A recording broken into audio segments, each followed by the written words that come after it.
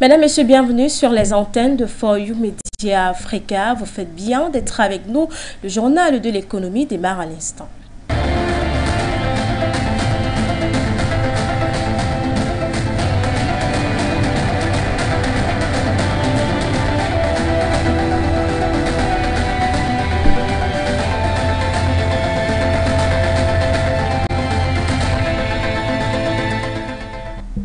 Madame et Messieurs, une fois de plus, bienvenue sur le journal Économie sur les antennes de For You Media Africa. Ouvrons ce journal en Afrique de l'Ouest, plus précisément au Niger, et bien lors d'une table ronde organisée les 5 et 6 décembre 2022 à Paris et présidée par le président du Niger, Mohamed Bazoum.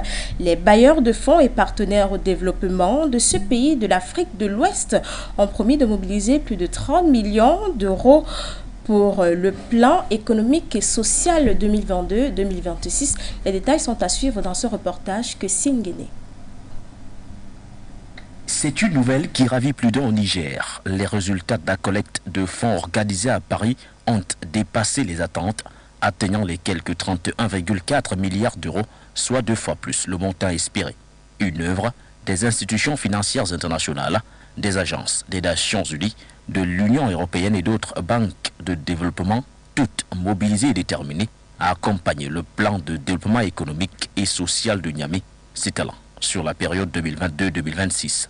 Dans un contexte sécuritaire et sanitaire difficile, ce plan de développement vise à stimuler une croissance économique censée atteindre sur cette période un taux annuel moyen de 9,3%.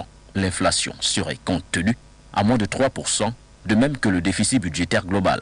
L'un des objectifs prioritaires étant de ramener le taux de pauvreté de 43% en 2022 à 35% en 2026. Mais au-delà de l'apport de ses partenaires internationaux, Niamey compte en outre faire recours à d'autres moyens de financement interne, issus principalement de la production et de l'exportation de pétrole, pour un montant global de 13,4 milliards d'euros. On reste en Afrique de l'Ouest. Cette fois-ci, l'UEMOA a annoncé un taux d'inflation de 7,7% en 2022. L'annonce a été faite à l'ouverture d'un sommet ordinaire de l'organisation qui regroupe 8 pays ayant en commun le franc CFA. Assam Zili nous en dit plus dans ce reportage. Le taux de croissance du pays brut dans l'Union économique et monétaire ouest-africaine est estimé à 100,7% en 2022 contre 6,1% en 2021. C'est ce qui ressort de l'ouverture de la 23e session ordinaire de la conférence des chefs d'État et de gouvernement de l'Union économique et monétaire ouest-africaine, en abrégé UEMOA. Le ministre togolais de l'économie et des finances, par ailleurs président du Conseil des ministres de l'Union, Sani Yaya, a souligné qu'au cours de l'année 2022, l'activité économique est restée soutenue malgré une conjoncture internationale morose et un environnement sociopolitique et sécuritaire interne fragile. Pour le ministre togolais, cette bonne tenue de l'activité économique malgré les différents chocs subis est le résultat de l'intensification des investissements dans les États membres ainsi qu'à la bonne tenue des activités manufacturières, commerciales et de 8 services dans le contexte de guerre russo-ukrainienne. Le taux d'inflation est estimé à 7,5% en 2022 contre 3,6% en 2021. Si la maîtrise de l'inflation reste un défi à relever, il est à noter que pour le président Alassane Ouattara, dont le pays abritait ce sommet, la résilience des économies des 8 pays de l'UEMOA est à saluer. Le président du Niger, Mohamed Bazoum, est le nouveau président en exercice de l'organisation sous-régionale qui reste confronté à de nombreux défis. Merci à Sam Zili. On est actuellement au Cameroun. Eh bien, 8 millions de francs CFA, c'est l'enveloppe que reçoivent jusqu'ici chacun des 180 députés de l'Assemblée nationale du Cameroun à chaque exercice budgétaire pour la circonscription dans leur circonscription respective de micro-projets dits parlementaires cohabités. Le gouvernement camerounais vient de déposer au Parlement le projet de loi des finances au titre de l'exercice 2023 pour examen. Un budget qui s'élève à hauteur de 6 345,1 milliards de francs CFA contre 6 080,4 milliards en 2022, soit une augmentation de 264,7 milliards de francs CFA, représentant un taux de 4,4% par rapport à l'exercice 2022. Le budget du Cameroun pour le compte de l'année 2023 s'est élaboré dans un contexte marqué par le ralentissement de la croissance économique mondiale, dont le taux projecté en 2023 serait de 2,7% sur le plan international. Pour cette nouvelle loi de finances 2023, l'Assemblée nationale a procédé à la suppression de la ligne des micro-projets des députés qui jusqu'ici n'ont jamais existé. Cet argent qu'on donnait aux députés depuis 1992 était une nouveauté pour pouvoir amener les uns les autres à partager les responsabilités. Retenez qu'avant les années 92, on ne donnait pas d'argent aux députés. Le député sortait de sa circonscription et lors de la session de novembre qui jadis, il y avait deux sessions à l'époque. La session de juin et la session de novembre qui était toujours la session budgétaire. Et lors de cette session-là, le député indiquait les projets de sa circonscription et on inscrivait donc ça au budget de l'État. Et comme ce budget a toujours été inscrit dans le budget du ministère de l'économie, de la planification et de l'aménagement du territoire, on devait mobiliser ce budget à partir de là. Ce n'est pas de l'argent qu'on sortait de nos députés. Mais en réalité, le député a deux rôles constitutionnels. Légiférer, c'est-à-dire voter les lois, et contrôler l'action du gouvernement. Or, cette histoire de 92 qui avait consisté à transformer le député en une partie ou un démembrement de l'exécutif était contraire à la Constitution, c'était anticonstitutionnel. Donc on est en train de retourner à l'orthodoxie de la Constitution qui consacre le député à deux fonctions, la fonction législative et puis la fonction de contrôle de l'action gouvernementale. Donc on n'a pas à pleurer là-dessus. Hormis cette suspension des projets imputés aux députés, le gouvernement camerounais a décidé de débloquer environ 136 milliards de francs CFA en 2023 en soutien à l'import-substitution, consistant à abandonner l'importation des biens pouvant être produits localement, ce qui encouragerait les importateurs à s'investir dans la production et la consommation du Made in Cameroun. En réalité, l'effort de l'État est déjà encouragé. C'est encouragé, mais il faudrait qu'on tombe vraiment sur les professionnels parce que derrière cela, on va toujours se rendre compte que c'est un ancien ministre ou un ministre en fonction ou alors un haut fonctionnaire qui se met encore à développer les ressources halieutiques. Donc, il est jugé parti, il faut courir à Yaoundé pour chercher de l'argent et venir tenter de faire quelque chose qui ne donne pratiquement aucun résultat. Pour l'import-substitution, moi, je suis pour que l'État n'ait pas honte à créer ses capitaines d'industrie. L'État débloque 50 milliards. Non, je veux dire, pourquoi pas 1000 milliards? Donc l'État peut également, il n'a pas à lésiner sur les moyens, débloquer 1000 milliards et créer ses capitaines d'industrie dans des domaines bien ciblés, dans le domaine de la production du riz, dans le domaine de la production du poisson, dans le domaine de la production des engrais, parce qu'en fait, on ne peut pas envisager une agriculture intensive sans engrais. L'État peut créer ses capitaines d'industrie là-dessus en disant, ce que je vous donne, c'est des dotations remboursables pour celui qui a échoué. Celui qui a réussi, ça fait une subvention. Celui qui a échoué, donc ces gens vont venir montrer de quoi ils sont capables. Mesdames, Messieurs, vous êtes sur les antennes de For You Media Africa. Le journal de l'économie se poursuit au Mozambique. Eh bien, 11 personnes proches du pouvoir au Mozambique, dont le fils d'un ex-président, ont été condamnés à des peines de prison ferme le mercredi 7 décembre 2022 dans le gigantesque scandale de corruption dit de la dette cachée qui avait plongé le pays dans une grave crise financière. Plus de 10 ans après les faits, un tribunal spécial aménagé sous une tente blanche dans la cour d'une prison de Maputo a rendu son verdict. En combinaison orange de prisonniers, pour certains, les 19 accusés étaient sur le banc pour la lecture du verdict qui a duré une semaine. Tous sont des proches du pouvoir jugés pour chantage, faux détournement de fonds et blanchiment. L'affaire concerne des prêts secrets de 2 milliards de dollars accordés par des banques étrangères à des entreprises publiques mozambicaines et garantis par l'État officiellement pour des contrats d'équipement de pêche et de surveillance maritime. Les plus grands coupables dans l'affaire sont l'ancien chef des services de renseignement et de la sécurité de l'État, Gregorio Leao, et l'ex-patron du renseignement économique, Antonio do Rosario, condamnés chacun à 12 ans de réclusion.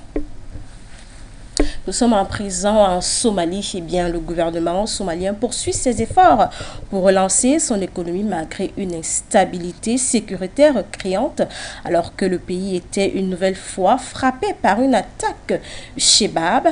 Eh bien, lors d'une conférence visant à attirer les investissements étrangers s'est tenue la semaine dernière. Le compte rendu, c'est à suivre dans ce reportage d'Enguéné. Au pouvoir depuis mai 2022, le président somalien Hassan Sheikh Mohamud a souligné l'importance de cette initiative pour son pays. Ici, aujourd'hui devant vous, je lance un appel au monde entier pour qu'il aide la Somalie à investir afin que le pays soit libéré du fléau de la pauvreté qui engendre beaucoup d'autres problèmes, dont l'extrémisme. Avoir une bonne économie, réduire le niveau de pauvreté est le but ultime du peuple somalien et du gouvernement somalien. Grâce à ces réformes fiscales, économiques, politiques ou encore sociales, la Somalie a normalisé ses relations avec le FMI, la Banque mondiale et d'autres institutions financières internationales ces 2 dernières années, après 3 décennies d'exclusion. La Somalie dispose par ailleurs d'un vaste potentiel d'investissement qui doit être exploité et mis à profit pour assurer la stabilité politique et l'état de droit. Les efforts visant à améliorer l'environnement des affaires nécessiteront des processus de création et d'enregistrement des entreprises plus simples et en système d'octroi de licences plus rationalisées. Le leadership du gouvernement et la collaboration avec le secteur privé sont fondamentaux et cruciaux, a expliqué Adama Abdelmoula, le représentant spécial adjoint du secrétaire général des Nations Unies en Somalie. Ce pays de la Corne de l'Afrique rappelle que sa longue côte facilite le commerce et l'accès au marché et aussi met en avant ses ressources marines et naturelles comme la pêche, le pétrole, le gaz.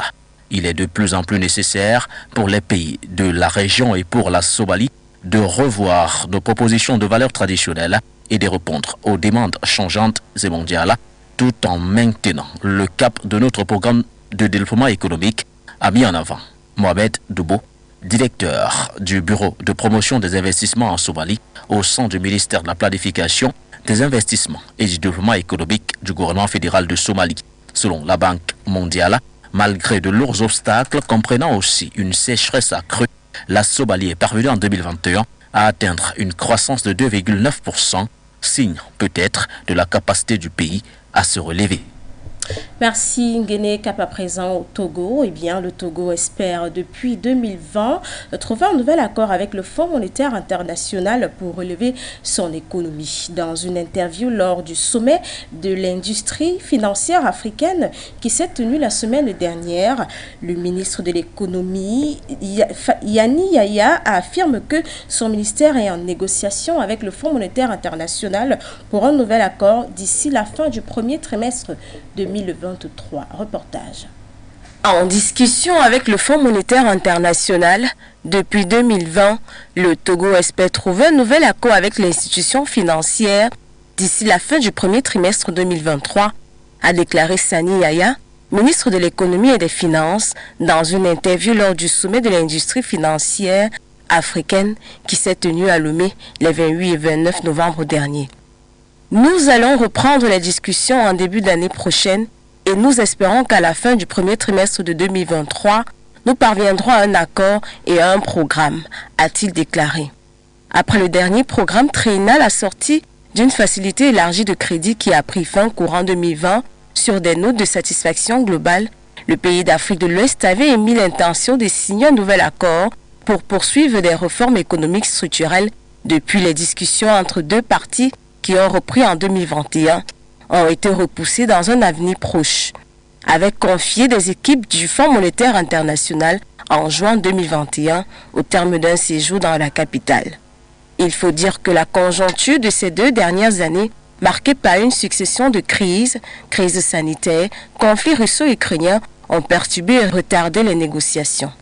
Inscrite comme l'un des points d'insatisfaction de l'ancien programme triennal, La privatisation de l'Union togolaise de banques, seule banque encore totalement dans le giron de l'État après la cession de la BTCI à IB Bank, devra faire partie des points chauds du nouvel accord. Il en est de même des réformes liées à la mobilisation des recettes fiscales et douanières. Harare, capitale du Zimbabwe, ville la plus chère d'Afrique en 2022. Eh bien, dans un rapport sur le coût de la vie, le magazine The Economist révèle les villes où le coût de la vie est le plus élevé et celles où le coût y est bas. En Afrique, la capitale du Zimbabwe, Harare, est en tête du classement. Les décisions sont à suivre dans ce reportage que signe Kwechu. En 2022, le monde entier a vu l'inflation s'installer. Les prix dans les grandes villes du monde ont augmenté en moyenne de 8,1% au cours de cette année. Selon la dernière enquête mondiale sur le coût de la vie de Economist Intelligence Unit, dans le classement africain, c'est la capitale du Zimbabwe, Harare, qui arrive en tête, devançant Dubaï ou encore Doha dans le Moyen-Orient. A l'inverse, Tripoli en Libye est l'une des villes africaines les plus abordables, devançant Tunis, aussi très abordable pour les habitants. La guerre de l'Ukraine en est l'une des causes. Les prix de l'énergie ont grimpé de 29% en moyenne en Europe occidentale et de 11% dans le monde depuis le début de la guerre en Ukraine en février dernier, précise le magazine. Le coût de la nourriture est également en hausse. Les deux pays sont d'importants producteurs de céréales, d'oléagineux et d'engrais, et les prix alimentaires mondiaux augmentent maintenant à leur rythme le plus rapide de ce siècle.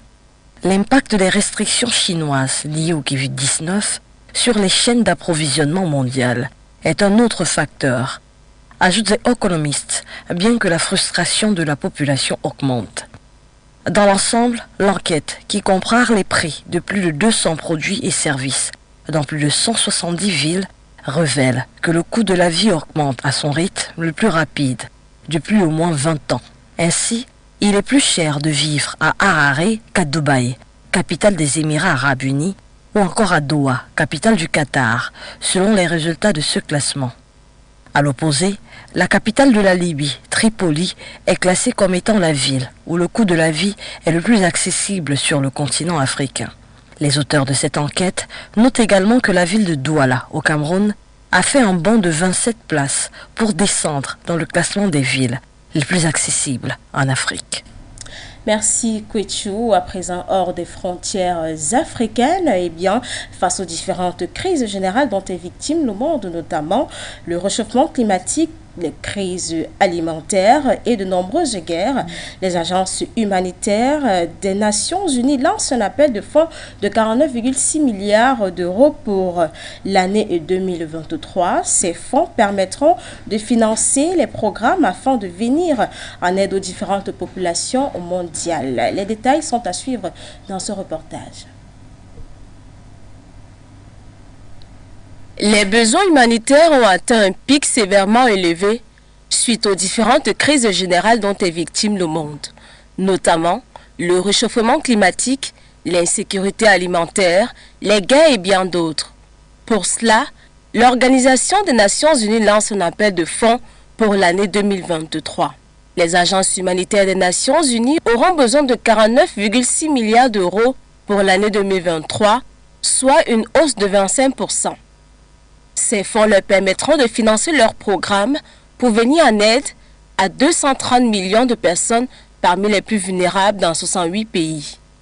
L'année 2023 sera donc le plus vaste programme humanitaire jamais lancé au niveau mondial, a déclaré le chef de l'Agence humanitaire des Nations Unies, Martin Griffiths.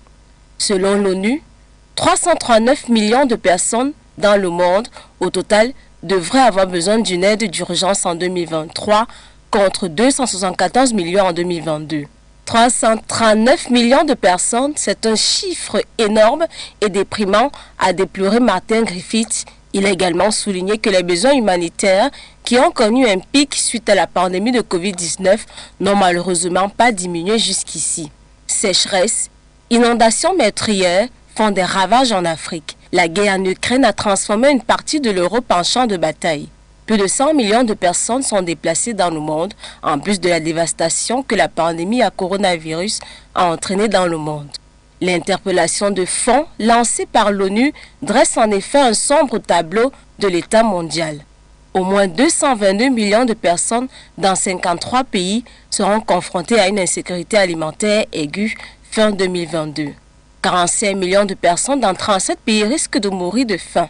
Tout cela dans un contexte de changement climatique qui ne fait qu'accroître les risques.